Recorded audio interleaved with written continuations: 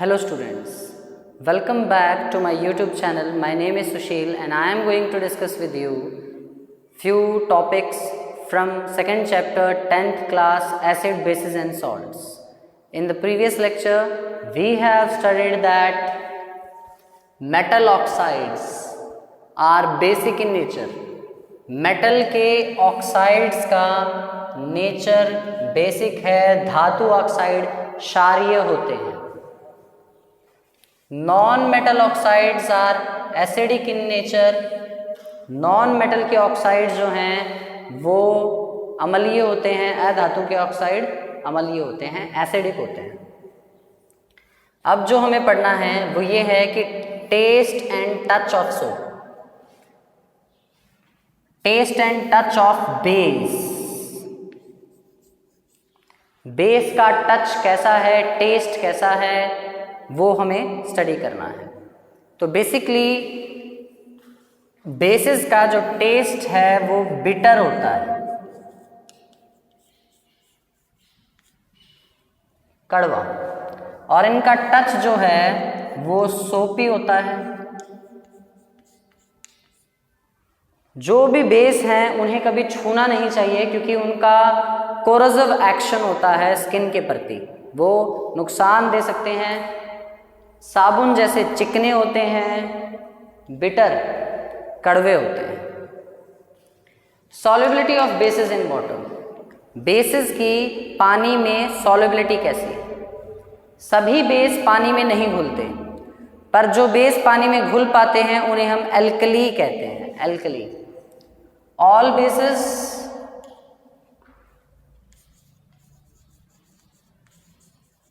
Do not dissolve in water. सारे bases पानी में नहीं घुलते.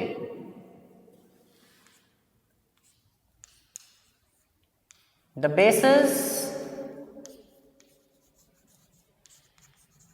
दैट डिसॉल्व इन वाटर, जो भी बेस पानी में घुलते हैं, आर कॉल्ड एल्कली. उन्हें हम एल्कली कहते हैं, एल्कलीज. जो बेस पानी में घुल पाए उन्हें हम एल्कलीज कहेंगे. What happens to the acid or base in water solution?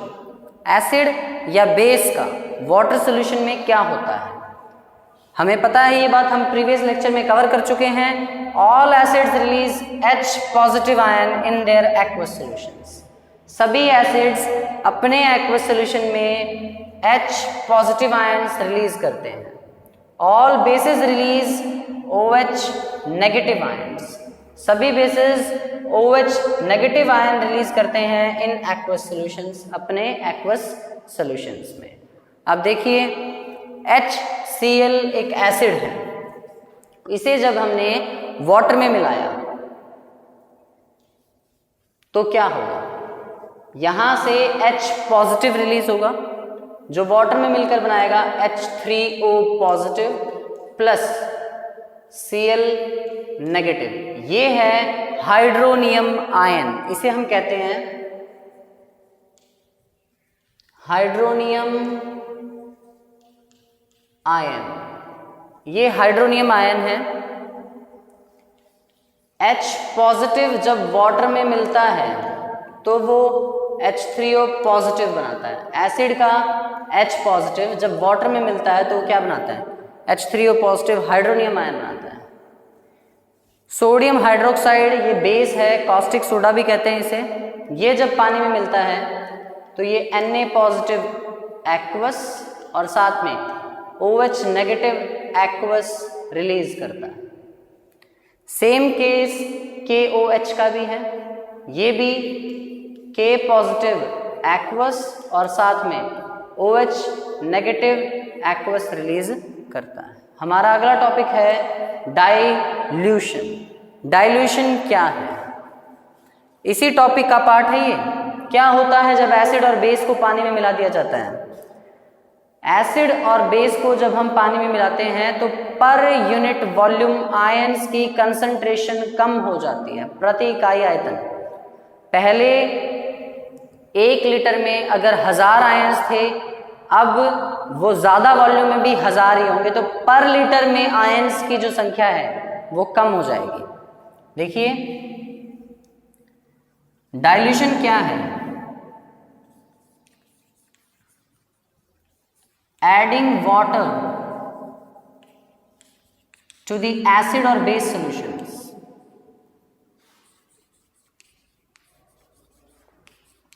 Acid या बेस सॉल्यूशंस में पानी को ऐड कर देना,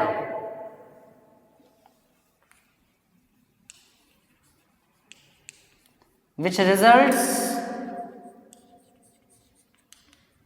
in decrease in concentration of H positive और OH negative ions, जिसकी वजह से H पॉजिटिव या OH नेगेटिव आयंस की कंसंट्रेशन में डिक्रीज हो जाता है per unit volume, per unit volume. Volume में पर यूनिट H पॉजिटिव और OH नेगेटिव की कंसंट्रेशन कम हो जाना। इसे थोड़ा और सिंपल एग्जांपल से समझते हैं। मान लीजिए हमारे पास पहले 1 लीटर एसिड सॉल्यूशन में 1000 आयंस थे H पॉजिटिव के। हमने मान लिया हमारे पास 1 लीटर एसिड सॉल्यूशन में पहले 1000 आयन थे H पॉजिटिव के। अब मैंने इस 1 लीटर एसिड सॉल्यूशन को डाइल्यूशन करके इसमें पानी मिला के इसे 2 लीटर कर दिया है। अब 2 लीटर एसिड सॉल्यूशन में भी कितने हुए, 1000 आयंस हुए H पॉजिटिव के। अगर अब मैं पर लीटर चेक करूं 1 लीटर में कितने होंगे, 1000 डिवाइडेड बाय 2 यानी कि कितने 500 आयंस होंगे। अब पर यूनिट वॉल्यूम में 500 आयंस होंगे। पहले पर यूनिट वॉल्यूम 1 लीटर में कितने थे, 1000 थे। अब 1 लीटर में कितने हो गए हैं, 500 हो गए हैं, 500 हो गए हैं, तो कम हो गए ना। पहले पर यूनिट में ज्यादा थे, अब पर यूनिट वॉल्यूम में आयंस कम हो गए। यही है डाइल्यूशन। डाइल्यूशन में क्या होता है, adding water to the acid और बेस सॉल्यूशंस। एसिड या बेस सॉल्यूशंस में पानी डाल देना, which results in decrease in concentration, जिससे कंसंट्रेशन कम हो जाती है ऑफ H पॉजिटिव और OH negative ion per unit volume. ये बोलना बहुत जरूरी है, पर यूनिट वॉल्यूम कम हो जाती है। अगला क्वेश्चन है, why should we not add water to acid? हमें डायरेक्टली पानी नहीं डालना चाहिए एसिड में, क्यों? उसका रीजन है कि एसिड प्लस वाटर का जो रिएक्शन होता है वो एक एक्सोथर्मिक रिएक्शन होता है।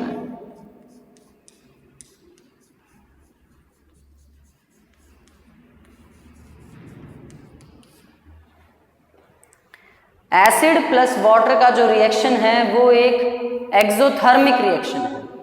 इसमें हमेशा हीट रिलीज होती है, हमेशा हीट रिलीज होती है। अब आगे समझिएगा, क्योंकि इस रिएक्शन में एनर्जी रिलीज होती है तो हो सकता है बीकर गर्म होकर फट जाए, ब्लास्ट हो जाए और वो एसिड बाहर आकर हमारी स्किन को हार्म कर दे। ऐसा भी हो सकता है कि स्प्लैश आउट हो, जब हम पानी डालें एसिड सॉल्यूशन में तो वो स्प्लैश आउट हो जाए, निकल के बाहर आ जाए और हमारी स्किन पर गिरे और हमें हार्म कर दे। तो इसीलिए हमें एसिड को वाटर में कभी वाटर को डायरेक्टली एसिड में कभी नहीं डालना चाहिए। दोबारा सुन लीजिए, the reaction of acid and water is an exothermic one. Heat is released when we suddenly add water to acid, the beaker में ब्लास्ट और द एसिड में splash out which will cause harm. ये समझ में आ चुका है आपको। अब आगे देखिए, अगला जो क्वेश्चन है, अगला जो टॉपिक है वो ये है कि एसिड और बेस के सॉल्यूशंस में कंडक्शन कैसे होता है। मैंने उसके लिए एक एग्जांपल लिया है। मैंने एक बीकर लिया, उस बीकर में एक सॉल्यूशन लिया, एक कॉर्क रखा, उसके ऊपर 2 नेल फिट किए और उन दोनों नेल्स को बैटरी से कनेक्ट किया है। यहां पर ये की है, ये बल्ब है। यहां पर लिया है HCl का या HNO3 का डाइल्यूट एक्वस सॉल्यूशन, ठीक है। तो ये बल्ब ग्लो करेगा, यानी कि इसमें से कंडक्शन हो रहा है। और अगर मैं यहां NaOH यानी कि एक बेस का एक्वस सॉल्यूशन भी लूं तो भी इसमें से कंडक्शन होगा,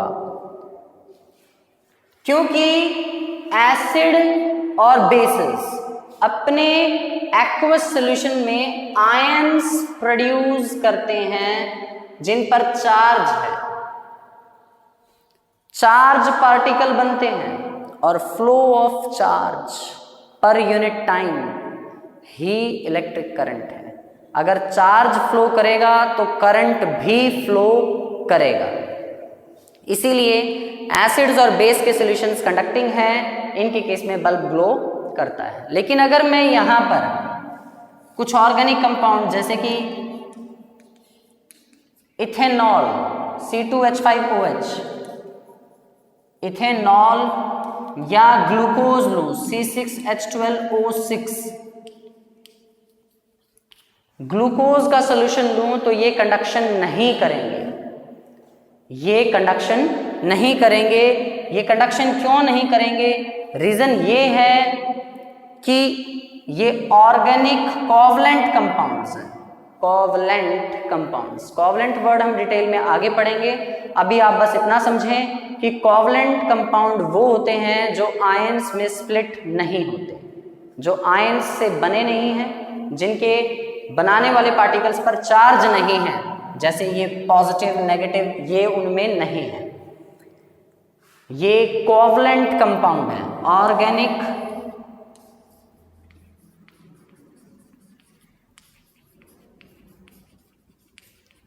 कोवलेंट COVALENT, ये ऑर्गेनिक कोवलेंट कंपाउंड्स हैं जो आयंस में फर्निश नहीं होते, आयंस में टूटते नहीं हैं। और अगर आयंस नहीं होंगे, अगर आयंस नहीं होंगे तो चार्ज का फ्लो भी नहीं होगा और करंट भी प्रोड्यूस नहीं होगा। इलेक्ट्रिसिटी फ्लो नहीं कर रही तो बल्ब भी ग्लो नहीं होगा। एसिड और बेस के डाइल्यूट सॉल्यूशंस अच्छे कंडक्टर हैं, जबकि ग्लूकोज या इथेनॉल जैसे ऑर्गेनिक कोवलेंट कंपाउंड्स के सॉल्यूशन अच्छे कंडक्टर नहीं हैं, क्योंकि वो आयंस फर्निश नहीं करते, वो आयंस देते हैं। आगे देखिए, वो सॉल्यूशन जो अपने में से इलेक्ट्रिसिटी को पास होने देते हैं उन्हें नाम दिया जाता है इलेक्ट्रोलाइट्स। इलेक्ट्रोलाइट्स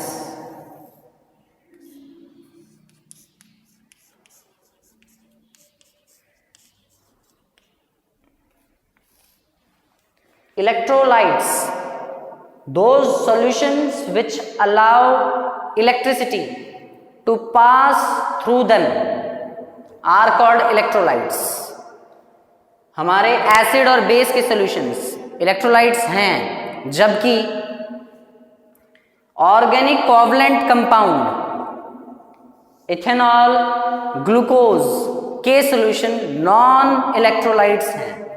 नॉन इलेक्ट्रोलाइट्स वो सॉल्यूशंस होते हैं जो अपने में से इलेक्ट्रिसिटी को पास होने नहीं देते।